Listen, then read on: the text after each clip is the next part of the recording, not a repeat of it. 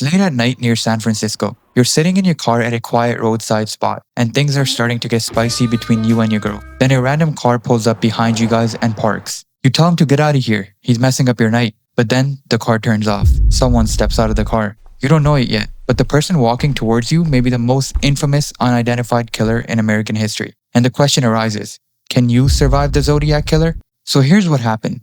Between 1968 and 1969, a mysterious killer terrorized the Bay Area, leaving behind a trail of fear and confusion that would haunt investigators for decades.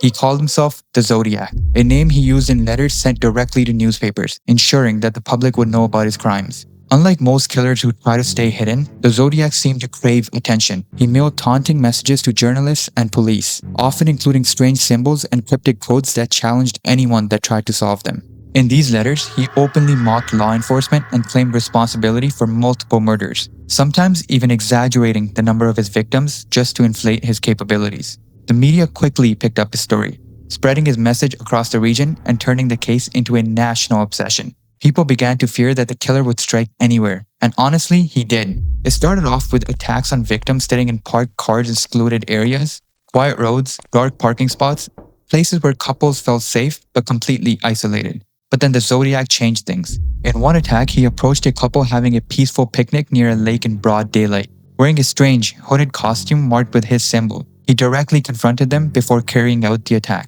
Later, he proved that the city wasn't even safe. A taxi driver in San Francisco picked up a passenger for what seemed like a normal ride through the city.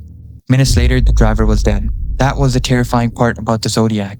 He didn't follow one pattern for long. He could strike in the quiet countryside or in the middle of a busy city. So how exactly did the Zodiac hunt his victims? Unlike many killers who stalk the same location or follow a strict routine, the Zodiac relied heavily on opportunity and surprise. He often chose places where people felt relaxed and safe, such as scenic roads or even peaceful suburban streets. In several of his early attacks, the Zodiac approached parked cars late at night. He would shine a flashlight into the vehicle, temporarily blinding the people inside before opening fire. The entire attack would unfold in just seconds. But the Zodiac didn't always follow this method. After his first two attacks, he ditched the idea of lover lanes and approached a couple relaxing near the water during the day. This time he wore a strange, executioner-style hood and calmly spoke to his victims before tying them up. It was a much bolder approach, almost as if the growing fame around the whole case was feeding into his ego, pushing him to become less hidden and more theatrical with his crimes. From there, he surprisingly got even more careless because for his final murder, he stepped away from isolation entirely. In October of 1969, the Zodiac would commit his final confirmed murder in San Francisco, where he shot and killed a taxi driver in the middle of the city.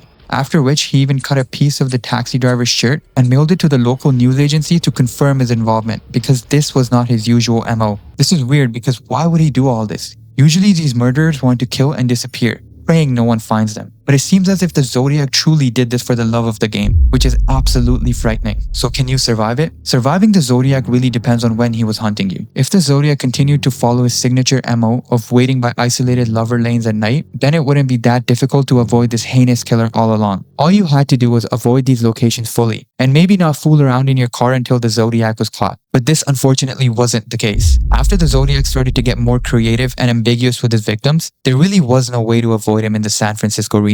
You also have to consider the Zodiac's cognitive decline, because as these murders took place, he went from attacking helpless people in the dark to straight up taunting the police officers about the department's inability to catch one man. Clearly, he started to kill more people just to toy with the local police department. So now he was acting even more reckless, which further declines your possibility to survive the Zodiac. The final verdict, I would give the Zodiac a survival rating of 0.5 out of 5. Not only did he not follow one strict MO, but he also wanted to get caught. In other words, you're cooked.